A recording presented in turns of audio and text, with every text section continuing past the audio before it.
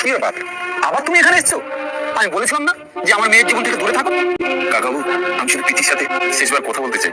কোনো শেষবার নয়, আজ থেকেই সব শেষ। তুমি এখনো দাঁড়িয়ে থাকলে, যাও, বেরিয়ে যাও এখান থেকে।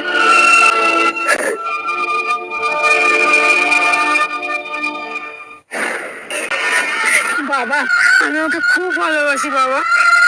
আমি জানি রে মা, তুই ওকে ভালোবাসিস, কিন্তু আমরা যে গরিব, আমাদের মতন গরিব বাড়ির মেয়েকে দুদিন ব্যবহার করে ওরা শুকনো ফুলের মতন ছুঁড়ে ফেলে দেবে। না বাবা, ও আমাকে সত্যিকারে ভালোবাসে, ওর নিজের থেকেও বেশি। আর ওকে ছাড়া আমি বাঁচবো না বাবা। অভিমান জমে থাকে অল্প, এটা হ্যালো বাদল, বাবা কাল তোমাকে আমাদের বাড়িতে আসতে বলেছে। ঠিক আছে।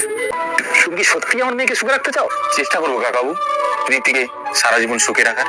চেষ্টা নয়, তুমি কি প্রমাণ করে দেখাতে পারবে? বলুন কাকাবু, আমায় কি করতে হবে? না না, তেমন কিছু নয়। কি করতে হবে সবকিছু এতেই লেখা আছে।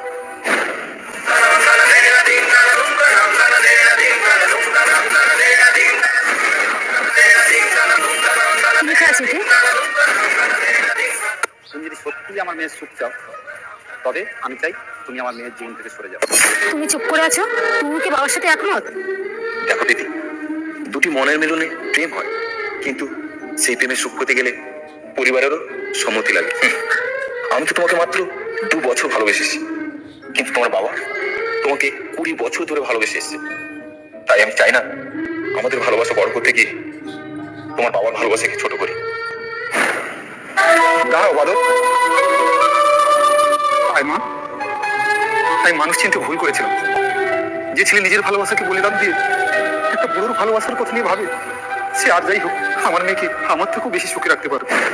না কেউ তোমার আমার মাঝে দেওয়াল তুলে দিতে।